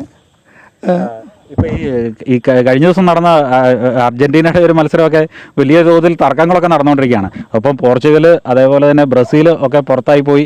അതിൻ്റെതായ ഒരു ആവേശക്കുറവുണ്ടായിട്ടുണ്ടോ മത്സരങ്ങളിൽ? ഇനിയിപ്പം ഈ ആരാധകർക്കിടയിൽ ഒരു ആവേശം കുറച്ചിട്ടുണ്ടോ? ഫാൻസിന് അങ്ങനെ ഒരു പ്രശ്നം ഉണ്ടായിട്ടുണ്ടോ? പക്ഷേ ശരിയായിട്ടുള്ള നല്ല ഫുട്ബോൾ ആരാധകർക്ക് അങ്ങനെ ഒരു പ്രശ്നം ഉണ്ടാവുമെന്ന് എനിക്ക് തോന്നുന്നില്ല. കാരണം മത്സരങ്ങളെല്ലാം കടുത്തായിരുന്നു. നല്ല റിസൾട്ടുകളാണ് ഉണ്ടായിട്ടുള്ളത്. നല്ല കുറേ മൊമെൻറ്റ്സുകൾ ഉണ്ടായിട്ടുണ്ട്. നമുക്ക് എന്താ പറയുക, ഇപ്പോൾ മെസ്സിനെ കുറിച്ച് അർജൻറ്റീനയുടെ ഫാൻസിനാണെങ്കിലും ബാക്കിയുള്ളവർക്കാണെങ്കിലും ഓർത്ത് വയ്ക്കാവുന്ന ഒരുപാട് മൊമെൻറ്റ്സുകളും ഒരുപാട് നല്ല കളികൾ ഉണ്ടായിട്ടുണ്ട്. അപ്പോൾ അതുകൊണ്ട് ഒരിക്കലും മോശം കളിയാവാനായിട്ട് സാധ്യതയില്ല. ഇനിയും കൂടുതൽ കടക്കാൻ സാധ്യതയുള്ളൂ. ഇപ്പം നമുക്ക് ഇനിയിപ്പോൾ ഈ ഗോൾഡൻ ബൂട്ടിൻ്റെ ഒരു ഇതിലേക്ക് ആലോചിക്കുകയാണെങ്കിൽ പേരുകൾ നിൽക്കുന്ന എംബാപ്പെ ഉണ്ട്, മെസ്സിയുണ്ട്. മെസ്സി ഇപ്പം മുന്നോട്ട് നിൽക്കുന്നു, എംബാപ്പെ തൊട്ട് പുറകിലുണ്ട്, ഹാളണ്ട് ഉണ്ട്. ആരിലേക്കായിരിക്കും നിങ്ങളുടെ ഒരു പ്രതീക്ഷ എങ്ങനെയാണ്? ഞങ്ങൾ അർജന്റീന ഫാൻസ് ആയതുകൊണ്ട് തന്നെ മെസ്സിക്കാണ് പ്രതീക്ഷ എന്നാണ് വിശ്വാസം. പിന്നെ ഹാളണ്ട് എംബാപ്പയൊക്കെ അറിയാമല്ലോ, എല്ലാവരും ഭയങ്കര കളി തന്നെയാണ്. മെസ്സി കിട്ടട്ടെ എന്ന് പ്രാർത്ഥിക്കുന്നു. ഇപ്പോൾ ഈ ഇന്നലത്തെ മത്സരങ്ങളിലുള്ള കുറേ ഈ സോഷ്യൽ മീഡിയയിലൊക്കെ ഭയങ്കര വിഷയങ്ങളും തർക്കങ്ങളൊക്കെ നടക്കുന്നത്, എങ്ങനെയാണ് അതിനോടൊക്കെ റെസ്പോണ്ട് ചെയ്തുകൊണ്ടിരിക്കുന്നത്? ഇല്ല, അത് ആവശ്യമില്ലാത്തൊരു വിവാദമായിട്ട് എനിക്ക് തോന്നിയിട്ടുള്ളത്. കാരണം അത് പ്രോപ്പർ കറക്റ്റ് കളി തന്നെയായിരുന്നു. അതിനകത്ത് ഇത്ര വിവാദം ഉണ്ടാക്കേണ്ട വിഷയമായിട്ട് എനിക്ക് തോന്നിയിട്ടില്ല. അർജന്റീന ഫാൻ ആയതുകൊണ്ടും അത് ചിലപ്പോൾ അതുകൊണ്ടായിരിക്കും അങ്ങനെ തോന്നുന്നത്. എനിക്ക് തോന്നുന്നില്ല അത്ര ഒരു വിവാദ വിഷയം ഉണ്ടായിട്ടുണ്ടെന്ന്. അത് ഒരു കറക്റ്റായിട്ടുള്ള കളിയിലായിട്ട് പോയിട്ടെന്നാണ് എൻ്റെ ഒരു തോന്നൽ. ഇനിയിപ്പോൾ ഫ്രാൻസ് മൊറോക്കോ മത്സരങ്ങളൊക്കെ നടക്കാൻ പോകുന്നു. അപ്പം അതിലൊക്കെ ഒരു ഈ ക്വാർട്ടർ മത്സരങ്ങളിൽ ആരൊക്കെ കടന്നു വരുമെന്നാണ്, സെമിയിലേക്ക് ആരൊക്കെ കടന്നു വരുമെന്നാണ് പ്രതീക്ഷിക്കുന്നത്? ഇതിപ്പം അർജന്റീന എന്തായാലും എത്തുമെന്നൊരു പ്രതീക്ഷയുണ്ട്. കാരണം അർജന്റീന ഫാനാണ്. പിന്നെ ഇനിയിപ്പം ബാക്കിയുള്ള ഇപ്പം ഈ ക്വാർട്ടർ ഫൈനൽസിൽ വരുന്ന എല്ലാ ടീമുകളും ഇപ്പോൾ എനിക്ക് തോന്നുന്നു എല്ലാവരും ഡിസർവിങ് ആയിട്ട് തന്നെയാണ് എനിക്ക് തോന്നുന്നത്. ഇപ്പം എല്ലാവരും കാര്യം നമ്മൾ പ്രതീക്ഷിച്ച ലൈനപ്പ് അല്ല വന്നിട്ടുള്ളത്. കാരണം പലതും നമ്മൾ ഒട്ടും പ്രതീക്ഷിക്കാത്ത ടീമുകളൊക്കെ വന്നിട്ടുണ്ടെങ്കിൽ പോലും പക്ഷേ അവരൊക്കെ ഡിസർവിങ് ആയിട്ട് തന്നെയാണ് എനിക്ക് തോന്നിയിട്ടുള്ളത്. എന്ന് പറഞ്ഞാൽ ബാക്കി പുറത്തു പോയവരൊക്കെ മോശമായിരുന്നു എന്നല്ല, എന്നാലും ഇപ്പോൾ കളിച്ച് വന്നവരൊക്കെ ഡിസർവിങ് ആയിട്ട് തന്നെയാണ് എനിക്ക് തോന്നിയിട്ടുള്ളത്. അപ്പോൾ അവർ ഇനി കളിച്ച് എങ്ങനെയാണെന്ന് വെച്ചാൽ പോട്ടെ എന്നുള്ളതാണ്. ഇപ്പോൾ കഴിഞ്ഞ 2022 വേൾഡ് കപ്പൊക്കെ വെച്ച് നോക്കി ഇപ്പോഴത്തെ വേൾഡ് കപ്പിലേക്ക് വരുമ്പോഴേ കുറച്ചുകൂടെ ഭയങ്കര ടെക്നിക്കലായി മാറിയോ കളികളൊക്കെ? ആവേശം അങ്ങേയറ്റമാണ്. മുൻകാലങ്ങളിലൊക്കെ ആവേശം കൂടിയിട്ടുണ്ട്. പക്ഷേ ടീമുകളൊക്കെ കുറേ കൂടി ഇപ്പോൾ മത്സരങ്ങൾ കാണുമ്പോൾ ഇപ്പോൾ പല ടീമുകളുടെ ഈ പറഞ്ഞ പോലെ കോപ്പറുടെ അങ്ങനെ പല ടീമുകളുടെ മത്സരം കാണുമ്പോൾ ഇത് ഭയങ്കര ഒരു എന്താ പറയുക, ഭയങ്കര ഒരു മുൻകാലങ്ങളെ അപേക്ഷിച്ച് കൂടുതൽ ടെക്നിക്കലി വളരെ ഇമ്പ്രൂവ്ഡ് ആയുള്ള മത്സരങ്ങളായിട്ടാണോ തോന്നിയത്? ഇല്ല, പക്ഷേ അതെല്ലാം മിസ്യൂസ് ആക്കുന്ന പോലെയാണ് എനിക്ക് തോന്നിയത്. ഇപ്പോൾ വാർ കൊണ്ടുവന്നിട്ട് പോലും ഓരോ റഫറിങ്ങിൻ്റെ ഓരോ മിസ്റ്റേക്സാണ് പല മത്സരങ്ങളും നിയന്ത്രിക്കുന്നത് തന്നെ. ഇന്നലെ എനിക്കെങ്ങനെയാണ് തോന്നിയത് ഇന്നലത്തെ മത്സരം? ആക്ച്വലി അത് ഈജിപ്റ്റ് തന്നെയായിരുന്നു ജയിക്കേണ്ടത്. 3-2 എന്നുള്ള കറക്റ്റ് തിരിഞ്ഞു വരണ്ടായിരുന്നു. അത് തിരിഞ്ഞു പോയത് ആ ഒരു ഗോള് ക്യാൻസൽ ചെയ്തതിലുള്ള പ്രശ്നങ്ങളൊക്കെ അർജന്റീനയുടെ, അതെ ഈജിപ്തിന്റെ. അതെ, അങ്ങനെ ചില പ്രശ്നങ്ങൾ അങ്ങനെ ചൂണ്ടിക്കാണിക്കുന്നുണ്ട്. റഫറിങ്ങിലുള്ള വിഷയങ്ങളെന്നൊക്കെ പറഞ്ഞ് പല പല പ്രശ്നങ്ങൾ വരുന്നുണ്ട്. ഏതായാലും ഇനി ഫൈനലിലേക്ക് വരുമ്പോഴേക്കും ഫൈനൽ മത്സരത്തിൽ ആരൊക്കെ തമ്മിൽ മത്സരത്തിൽ ഉണ്ടാവുമെന്ന് അവർ കരുതുന്നത്? ഫ്രാൻസാണ് എൻ്റെ ഇപ്പോഴത്തെ ടീം. അപ്പോൾ ഫ്രാൻസ് എന്തായാലും ഉണ്ടാവും. അർജന്റീന ഈ ഒരു കളി വെച്ചിട്ട് എനിക്ക് വിശ്വാസമില്ല ഫൈനലിലേക്ക് ഉണ്ടാവും എന്നുള്ളത്. ബാക്കിയുള്ള കളികൾ കണ്ടു കഴിയുമ്പോൾ അറിയാം ഇനി ബാക്കിയുള്ള ആരൊക്കെ ഉണ്ടാവും എന്നുള്ളത്. ഫ്രാൻസ് ഒരു ടീം എന്തായാലും ഉണ്ടാവും എന്ന് ഞാൻ വിശ്വസിക്കണേ. ഈ അവസാന നിമിഷത്തിലെ ഈ അർജന്റീനയുടെ ഒരു 15 മിനിറ്റിനുള്ളിൽ 3 ഗോളൊക്കെ അതിനൊക്കെ എങ്ങനെ കാണും? അത് വളരെ നല്ലൊരു കംബാക്ക് ആയിരുന്നു അവർ വന്നത്. കുറച്ച് ഈ പറഞ്ഞ പോലെ കുറേ എല്ലാ റഫറിയും ആണെന്ന് ഞാൻ വിശ്വസിക്കുന്നില്ല. പക്ഷേ ആ രണ്ടാമത്തെ ഗോൾ ഡിസോലോ ചെയ്തത് അത് ഞാൻ വിശ്വസിക്കും. അതിന് മാത്രമുള്ള ഫൗളായിട്ട് എനിക്ക് തോന്നിയില്ല. അതൊരു സാധാരണ ഒരു ടാക്കിളായിരുന്നു. അത് ഭയങ്കര ഒരു ഫൗളായിട്ട് തോന്നിയില്ല. പക്ഷേ മൂന്നാമത്തെ ഗോൾ അടിക്കുന്നതിന് മുമ്പുള്ള സലയുടെ ആ ഫൗള് അതൊരു ഫൗളായിട്ടും അത് ഫൗളല്ല. അത് അങ്ങനെ തന്നെ വിശ്വസിക്കണം ഞാനും. പക്ഷേ ചെറിയ ചെറിയ ഫൗളുകൾക്ക് പോലും മഞ്ഞക്കാർഡ് കൊടുക്കുന്നൊരു അവസരമൊക്കെ ഉണ്ടായിരുന്നു. അത് ഒഴിവാക്കായിരുന്നു എന്നാണ് എനിക്ക് തോന്നിയിട്ടുള്ളത്. ചില ഫൗളുകൾ റഫറി കാണുന്നെ ചെയ്തില്ല. കിക്ക് എടുക്കാനുള്ള ഫൗളുകൾ പോലും അങ്ങനെയുള്ള ഫൗളുകൾ കാണാതുണ്ടായി. അപ്പോൾ അങ്ങനെ വെച്ച് നോക്കുമ്പോൾ ചില എലമെൻറ്റ്സ് അർജന്റീനയ്ക്ക് അനുകൂലമായിട്ട് ഉണ്ടെങ്കിൽ പോലും അവർ വന്നിട്ടുള്ള കംബാക്ക് വളരെ മികച്ചൊരു കംബാക്കായിരുന്നു. അത് മെസ്സിയുടെ മുന്നേറ്റത്തിൽ അവർ നടത്തിയ പ്രകടനം വളരെ വലുതായിരുന്നു. ഇപ്പോൾ ഈ അവസാനം ഈ ഗോൾഡൻ ബൂട്ട് ആര് കൊണ്ടുപോകും? മെസ്സി കൊണ്ടുപോകുമോ, എംബാപ്പെ കൊണ്ടുപോകുമോ, ഹാളണ്ട് കൊണ്ടുപോകുമോ? ഇവരൊക്കെയാണ് ഇപ്പം മുന്നിട്ട് നിൽക്കുന്നത്. അത് എംബാപ്പെ കൊണ്ടുപോകാനാണ് സാധ്യത. മെസ്സി പറയാൻ പറ്റില്ല. മെസ്സിയുടെ ഈ ഒരു അടുത്ത കാലത്ത് നടത്തിയ പ്രകടനങ്ങൾ വെച്ച് നോക്കുമ്പോൾ എംബാപ്പയ്ക്കും മെസ്സിക്കും ഒരുപാട് ചാൻസ് ഉണ്ട്. ഒരു നല്ല മത്സരം ഉണ്ടാവട്ടെ, കാണട്ടെ തന്നെയാണ് ഞാൻ ആഗ്രഹിക്കണേ. പക്ഷേ ഫൈനലിലേക്ക് വന്നാലല്ലേ മെസ്സിക്കും അത് കിട്ടുള്ളൂ. അപ്പോൾ ഫൈനലിൽ എന്തായാലും ഫ്രാൻസ് ഉണ്ടാവും ഞാൻ വിശ്വസിക്കണേ. അപ്പോൾ അത് എംബാപ്പയ്ക്കാണ് കൂടുതൽ ചാൻസ് എന്നാണ് ഞാൻ വിചാരിക്കുന്നത്. ഓക്കെ, അപ്പോൾ ഫൈനലിലേക്ക് ഏതായാലും ഫ്രാൻസും ഒരുപക്ഷെ അർജന്റീനയും ഒക്കെ വരുന്ന പലതരത്തിലുള്ള പ്രതീക്ഷകൾ ആണ് ഈ യുവാക്കളൊക്കെ പങ്കുവെക്കുന്നത്, അല്ലെങ്കിൽ ഫുട്ബോൾ ആരാധകരൊക്കെ പങ്കുവെക്കുന്നത്. തീർച്ചയായും ബ്രസീലും അതേപോലെ തന്നെ പോർച്ചുഗലുമൊക്കെ പുറത്തായി പോയത്, പ്രീ ക്വാർട്ടർ മത്സരങ്ങളിൽ അവരൊക്കെ പുറത്തായി പോയതിൻ്റെ ഒരു നിരാശ തീർച്ചയായും മത്സരങ്ങളെ ബാധിച്ചിട്ടുണ്ട്. അത് സോഷ്യൽ മീഡിയയിലടക്കം അതിൻ്റേതായ ഒരു പ്രതിഫലനം നമുക്ക് കാണാനുമാകും. ഏതായാലും വരും ദിവസങ്ങൾ കൂടുതൽ ശക്തരായ ടീമുകൾ കൂടുതൽ ശക്തമായ പ്രകടനങ്ങളുമായി മുന്നോട്ട് വരുമ്പോൾ ആരാധകർക്ക് ഇനി കാത്തിരിക്കാനുള്ളത് വളരെ നിർണായകമായ ദിവസങ്ങളാണ്, നിർണായകമായ മത്സരങ്ങളാണ്. കോട്ടയം ഇറഞ്ഞാലിൽ നിന്നും ക്യാമറമാൻ ജിത്തുകൃഷ്ണനൊപ്പം പ്രശാന്ത് ജോസഫ്, അമൃത ന്യൂസ്. എന്തായാലും ഈ കണ്ടതുപോലെ തന്നെ ആരാധകരൊക്കെ ആവേശത്തിലാണ്, ആര് കപ്പടിക്കും എന്നത് നോക്കിയിരിക്കുകയാണ് എന്തായാലും ആരാധകർ എന്നുള്ളതാണ്. 3 രാജ്യങ്ങളിലെ സന്ദർശനത്തിന്റെ ഭാഗമായി പ്രധാനമന്ത്രി നരേന്ദ്രമോദി ഓസ്ട്രേലിയയെ മെൽബണിൽ എത്തി. ഓസ്ട്രേലിയൻ പ്രധാനമന്ത്രി ആന്റണി അൽബനീസുമായി അദ്ദേഹം കൂടിക്കാഴ്ച നടത്തി. വ്യാപാര, പ്രതിരോധ, സാമ്പത്തിക സഹകരണങ്ങളിൽ ചർച്ച നടത്തും. മെൽബണിൽ മാധ്യമങ്ങൾക്ക് മുന്നിൽ പോസ് ചെയ്ത ആന്റണി അൽബനീസും നരേന്ദ്രമോദിയും പരസ്പരം കൈകൊടുത്തു. ഇന്ത്യ ഓസ്ട്രേലിയ വാർഷിക ഉച്ചകോടിയിൽ മോദി പങ്കെടുക്കും. പ്രതിരോധം, വ്യാപാരം, വിദ്യാഭ്യാസം, സഹകരണം എന്നിവ പ്രധാന ചർച്ചാ വിഷയങ്ങളാകും. വിമാനത്താവളത്തിൽ അദ്ദേഹത്തെ ഗാർഡ് ഓഫ് ഓണർ നൽകിയാണ് സ്വീകരിച്ചത്. മെൽബണിലെത്തിയ പ്രധാനമന്ത്രിക്ക് ഇന്ത്യൻ സമൂഹം വൻ വരവേൽപ്പ് നൽകി. മോദി മോദി, വന്ദേമാതരം വിളികളോടെ അവർ അദ്ദേഹത്തെ സ്വീകരിച്ചു.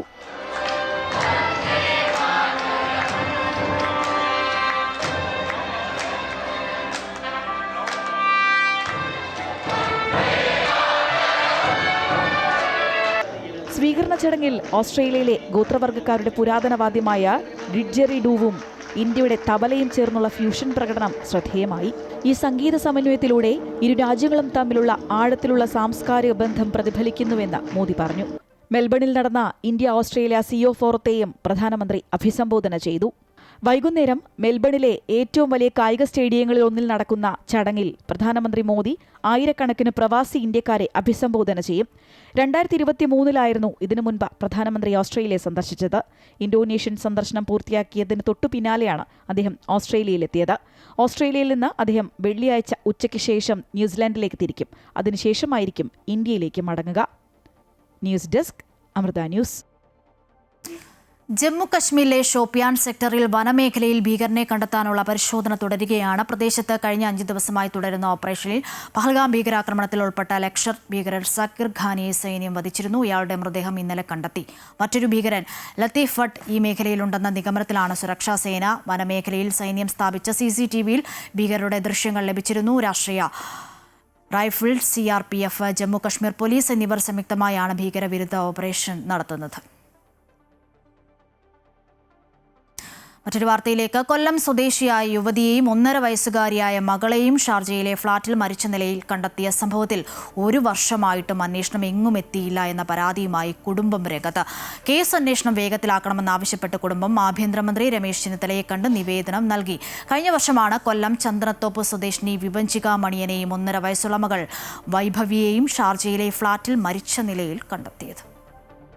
2025 ജൂലൈ 8-നാണ് കൊല്ലം ചന്ദനത്തോപ്പ് സ്വദേശിനി വിഭഞ്ചികയെയും 1.5 വയസ്സുള്ള മകൾ വൈഭവിയെയും ഷാർജയിലെ അൽനഹദയിലെ ഫ്ളാറ്റിൽ മരിച്ച നിലയിൽ കണ്ടെത്തിയത്.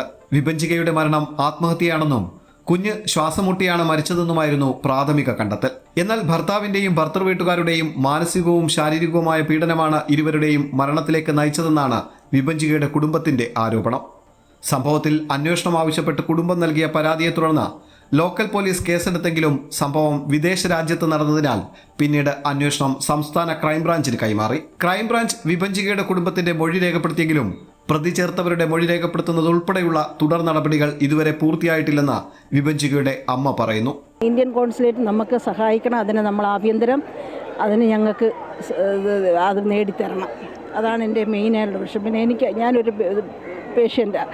എനിക്ക് എത്ര കാലം ഇതിൻ്റെ പുറകിൽ ഓടാൻ പറ്റുമെന്നൊന്നും എനിക്കറിയത്തില്ല.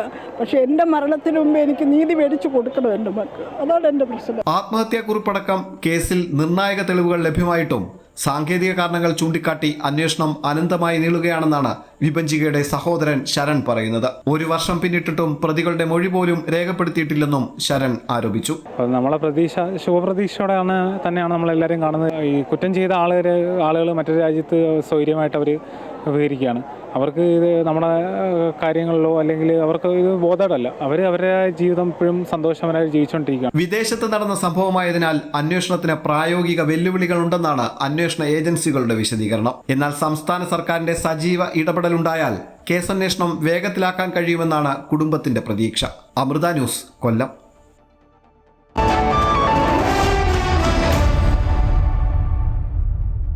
ഇനി ബിസിനസ് വാർത്തയിലേക്ക് പോയാൽ വിപണി വിലയിരുത്തലുമായി ധനകാര്യ ഓഹരി വിദഗ്ധൻ കെ ദിലീപ് ചേരുന്നുണ്ട് അമൃത ന്യൂസിനൊപ്പം. കെ ദിലീപ്, നമുക്കറിയാം പശ്ചിമേഷ്യൻ യുദ്ധഭീതിയിലാണ് ലോകം എന്നുള്ളതാണ്. ഇന്നലെയൊക്കെ വ്യാപാരം ഇടിഞ്ഞു എന്നുള്ളതാണ്. മാർക്കറ്റ് സെൽ ഓഫ് ആയിരുന്നു. ഇന്നിപ്പോൾ എങ്ങനെയായിരിക്കും വ്യാപാരം ആരംഭിക്കുക? ഇന്ന് നേട്ടത്തിലായിരിക്കും വ്യാപാരം തുടങ്ങുക. ഇന്നലെ വലിയൊരു നഷ്ടത്തിൽ വ്യാപാരം അവസാനിപ്പിച്ചെങ്കിൽ കൂടി ഇന്ന് താഴ്ന്ന നിലവാരത്തിൽ നിക്ഷേപ താല്പര്യമുണ്ടായിരിക്കുമെന്ന് തന്നെയാണ് കരുതുന്നത്. US ഇറാൻ തമ്മിൽ ഉള്ള പുതിയ ഒരു സംഘർഷയ്ക്ക് സാധ്യത ഉണ്ടാവുന്നു എന്നുള്ള തരത്തിലുള്ള പ്രസിഡന്റ് ട്രംപിൻ്റെ പ്രസ്താവനയും ഒപ്പം തന്നെ എണ്ണവിലയിൽ ഉണ്ടായിട്ടുള്ള വർധനവുമാണ് ഇന്നലത്തെ ഓഹരികളിലെ വിൽപ്പനയ്ക്ക് പ്രധാനപ്പെട്ട കാരണം. ദിവസത്തിൻ്റെ 2ാം പകുതിയിലാണ് കനത്ത വിൽപ്പനയിലേക്ക് നീങ്ങിയത്. യൂറോപ്യൻ മാർക്കറ്റ് തുറന്നതോടുകൂടെ അവിടെ ഉണ്ടായിട്ടുള്ള ഒരു വിൽപ്പനയും ഒപ്പം തന്നെ US ഫ്യൂച്ചേഴ്സ് ട്രേഡിംഗ് ഉണ്ടായിട്ടുള്ള വിൽപ്പനയും എല്ലാം കണക്കിലെടുത്തുകൊണ്ടുള്ള ഒരു വിൽപ്പനയായിരുന്നു നമ്മുടെ വിപണിയിലും ഇന്നലെ ഉണ്ടായത്.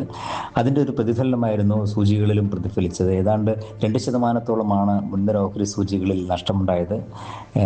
ബാങ്കിങ് ആൻഡ് ഫിനാൻഷ്യൽ സർവീസ് ഓഹരികളിലായിരുന്നു ഏറ്റവും കൂടുതൽ നഷ്ടമുണ്ടായത്. ആ മേഖലയിലും വലിയൊരു വിൽപ്പന പ്രകടമായിരുന്നു. എന്നാൽ ഏറ്റവും പ്രധാനപ്പെട്ട കാര്യം വിദേശ നിക്ഷേപ സ്ഥാപനങ്ങളും ആഭ്യന്തര നിക്ഷേപ സ്ഥാപനങ്ങളും വിപണിയിൽ അറ്റ നിക്ഷേപകരായിരുന്നു എന്നുള്ളതാണ്. ചെറുകിട നിക്ഷേപകരുടെ വലിയ തോതിലുള്ള ഒരു ആശങ്കയാണ് ഇന്നത്തെ വിൽപ്പനയ്ക്ക് പ്രധാനപ്പെട്ട കാരണം. ചെറുകിട നിക്ഷേപകർ സജീവമായി വിപണിയിൽ വിൽപ്പനയിലേക്ക് നീങ്ങുകയും നിക്ഷേപ സ്ഥാപനങ്ങളുടെ നിക്ഷേപ താല്പര്യം പോലും മറികടന്നുകൊണ്ടുള്ള വലിയൊരു വിൽപ്പന ചെറുകിട നിക്ഷേപകരുടെ ഭാഗത്തുണ്ടായി എന്ന് വേണം പറയാൻ. അതിൻ്റെ ഒരു പ്രതിഫലനമായിരുന്നു ഇന്നലെ വിപണിയിൽ ഉണ്ടായത്. യൂറോപ്യൻ വിപണികളിൽ ഇന്നലെ വിൽപ്പനയായിരുന്നു. US-ലും ഇന്നലെ നഷ്ടം തന്നെയായിരുന്നു. എന്നാൽ ഇന്നിപ്പോൾ ഏഷ്യൻ വിപണികളിൽ പലതിലും നേട്ടത്തിൽ വ്യാപാരം പുരോഗമിക്കുന്നുണ്ട് തന്നെ ഇവിടെ നേട്ടത്തിൽ വ്യാപാരം തുടങ്ങാനാണ് സാധ്യത. സാങ്കേതികമായി 23,600 എന്ന നിലവാരമാണ് മുൻനിര സൂചിയായ നിഫ്റ്റിക്ക് അടിസ്ഥാന നിലവാരമായി കണക്കാക്കുന്നത്. ആ നിലവാരം ഭേദിച്ച് താഴേക്ക് നീങ്ങില്ല എന്ന് തന്നെയാണ് കരുതുന്നത്. മുകളിലേക്കാണെങ്കിൽ 24,000 എന്ന നിലവാരമായിരിക്കും നിഫ്റ്റിക്ക് പ്രധാനം. ഇന്ന് ആ നിലവാരം മറികടന്ന് വ്യാപാരം നടക്കുമെന്നും പ്രതീക്ഷിക്കുന്നു. എന്തായാലും വലിയ തോതിലുള്ള കയറ്റിറക്കങ്ങൾ വിപണിയിൽ തുടരാൻ തന്നെയാണ് സാധ്യത. നിലവിലെ സാഹചര്യത്തിൽ നിക്ഷേപ സ്ഥാപനങ്ങളുടെ നിലപാടുകൾ പ്രധാനം തന്നെയായിരിക്കും. ഇന്നലെ അവർ അറ്റ നിക്ഷേപത്തിലായിരുന്നു എന്നുള്ളത് ഇന്നത്തെ വിപണിയുടെ മുന്നോട്ടുള്ള നീക്കത്തിന് ഒരു പ്രചോദനമാവുകയും ചെയ്യും. എന്തായാലും നേട്ടത്തിലായിരിക്കും ഇന്ന് വ്യാപാരം തുടങ്ങുക. ശരി, വിശദാംശങ്ങൾ പങ്കുവെക്കുകയായിരുന്നു ഓഹരി വിദഗ്ധൻ കെ ദിലീപ്. കുരുമുളകിന്മേലുള്ള അവധി വ്യാപാരം പുനരാരംഭിച്ച് കമ്മോഡിറ്റി എക്സ്ചേഞ്ചായ NCDEX കൊച്ചി വിപണി ആസ്ഥാനമാക്കിയാണ് വില തീരുമാനിക്കുക. ഏലം, റബ്ബർ എന്നിവയിലും അവധി വ്യാപാരം തുടങ്ങാൻ NCDEX-ന് പദ്ധതിയുണ്ട്. സാധാരണക്കാർക്കും ചെറുകിട സംരംഭകർക്കും ധനവിപണിയിലെ നിക്ഷേപ സാധ്യതകൾ പരിചയപ്പെടുത്തുന്നതിനായി ഹർ ഘർ ഇൻവെസ്റ്റ്മെന്റ് ക്യാമ്പയിന് കൊച്ചിയിൽ തുടക്കം കുറിച്ചിരിക്കുകയാണ് പ്രമുഖ കമ്മോഡിറ്റി എക്സ്ചേഞ്ചായ NCDEX. ചെറുപട്ടണങ്ങളിലെയും ഗ്രാമീണ മേഖലകളിലെയും ആളുകൾക്ക് സുരക്ഷിത നിക്ഷേപം നടത്താൻ അവസരമൊരുക്കുകയാണ് ക്യാമ്പയിന്റെ ലക്ഷ്യം. ഇതോടൊപ്പം ആഗോള വിപണിയിൽ ആവശ്യക്കാർ ഏറെയുള്ള കുരുമുളകിന് അവധി വ്യാപാരം പുനരാരംഭിക്കുകയാണ് കമ്പനി. ജൂലൈ 15 മുതൽ ഫെബ്രുവരി ഒഴികെയുള്ള എല്ലാ മാസവും കരാറുകൾ ലഭ്യമാകും. കൊച്ചി മാർക്കറ്റിനെ അടിസ്ഥാനമാക്കിയായിരിക്കും വില നിശ്ചയിക്കുക. So we are actually creating a new distribution channel for the mutual fund industry. We are not only giving a new platform, we are also creating a new distribution channel which will increase the base of the mutual fund industry. So we are trying to do that. Today, regional rural banks don't have any digital platform to go and do the mutual fund. So I am bringing my platform to that guy also, who at a remote location sitting also will get that NAV at the end of the day, like a guy buying a mutual fund unit in Mumbai will get. രാജ്യത്തെ ആകെ കുരുമുളക് ഉൽപ്പാദനത്തിന്റെ 90% കേരളത്തിലും കർണാടകയിലുമാണ്. അതിനാലാണ് കൊച്ചി കേന്ദ്രീകരിച്ച് കുരുമുളക് അവധി വ്യാപാരം നടത്തുന്നത്. 13 വർഷത്തെ നീണ്ട ഇടവേളയ്ക്ക് ശേഷമാണ് രാജ്യത്ത് കുരുമുളക് അവധി വ്യാപാരം വീണ്ടും ആരംഭിക്കുന്നത്. കുരുമുളക് കർഷകർ, വ്യാപാരികൾ, കയറ്റുമതിക്കാർ, സംസ്കരണ സ്ഥാപനങ്ങൾ എന്നിവർക്ക് ഈ സംവിധാനം പ്രയോജനപ്പെടും. വിപണിയിലെ ചാഞ്ചാട്ടം മൂലമുണ്ടാകുന്ന നഷ്ടങ്ങളിൽ നിന്നും സംരക്ഷണം നൽകുന്നതോടൊപ്പം സുതാര്യമായ വിലനിർണ്ണയം ഉറപ്പാക്കാനും കഴിയുമെന്നതാണ് പ്രത്യേകത. കൊച്ചിയുടെ പഴയകാല കുരുമുളക് വ്യാപാര പ്രതാപം വീണ്ടെടുക്കാൻ ഈ നീക്കം സഹായിക്കുമെന്നാണ് വിലയിരുത്തൽ. അമൃത ന്യൂസ്, കൊച്ചി. യുഎയിൽ ആദ്യമായി ഗോൾഡ് പ്രൊട്ടക്ഷൻ പ്ലാൻ അവതരിപ്പിച്ച് വിശ്വാസത്തിന്റെ പുതിയ അധ്യായം കുറിച്ച കവിത ഗോൾഡ് ആൻഡ് ഡയമണ്ട്സ്. യുഎയിലെ ഏറ്റവും പുതിയ ഷോറൂം ഷാർജയിലെ റോളയിൽ ജൂലൈ 11 പ്രവർത്തനം ആരംഭിക്കും. കവിത ഗോൾഡ്സ് ആൻഡ് ഡയമണ്ട്സിന്റെ 13ാമത്തേതും യുഎയിലെ 2ാമത്തെയും ഷോറൂമാണിത്. Al Guwaihai Al Gharb gold square പാർക്കിന് സമീപം ഹെസ്സ ടവർ ബിൽഡിംഗിലാണ് പുതിയ ഷോറൂം ആരംഭിച്ചിരിക്കുന്നത്. കോഴിക്കോട്ടും പുതിയ ഷോറൂമുകൾ ഉടൻ തന്നെ പ്രവർത്തനം ആരംഭിക്കുമെന്ന് ചെയർമാൻ TP രാജഗോപാൽ, ഡയറക്ടർമാരായ പ്രസാദ് രാജഗോപാൽ, പ്രജീഷ് രാജഗോപാൽ എന്നിവർ അറിയിച്ചു.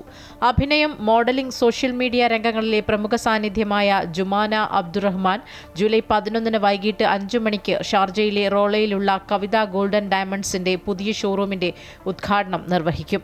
ഉദ്ഘാടനത്തോടനുബന്ധിച്ച് നിരവധി ഓഫറുകളാണ് ഒരുക്കിയിരിക്കുന്നത്.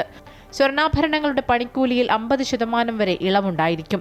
ഡയമണ്ട് ആഭരണങ്ങളിലെ സ്റ്റോൺ മൂല്യത്തിൽ 40% ഡിസ്കൗണ്ടുമുണ്ട്. സ്വർണ്ണവിലയുടെ 5% മാത്രം നൽകി അഡ്വാൻസ് ബുക്കിംഗ് നടത്താം. ഏത് ജ്വല്ലറിയിൽ നിന്ന് വാങ്ങിയ സ്വർണ്ണമാണെങ്കിലും മാറ്റിയെടുക്കുമ്പോൾ 100% മൂല്യം ഉറപ്പു നൽകുമെന്ന് അധികൃതർ അറിയിച്ചു. Amrita news, UAE. കൊച്ചി അമൃത ആശുപത്രിയിലെ ന്യൂറോളജി വിഭാഗം മേധാവിയും സ്കൂൾ ഓഫ് മെഡിസിൻ വൈസ് പ്രിൻസിപ്പളുമായ ഡോക്ടർ A. ആനന്ദകുമാർ രചിച്ച മനസ്സിന്റെ ജനാലകൾ, ഒരു ന്യൂറോളജിസ്റ്റിന്റെ മനോചിത്രങ്ങൾ എന്ന പുസ്തകം പ്രകാശനം ചെയ്തു. കൊച്ചിയിൽ നടന്ന ചടങ്ങിൽ നടൻ മോഹൻലാൽ അമൃത ആശുപത്രി ജനറൽ മാനേജർ ഡോക്ടർ ജഗ്ഗുവിന് നൽകിയാണ് പ്രകാശനം നിർവഹിച്ചത്.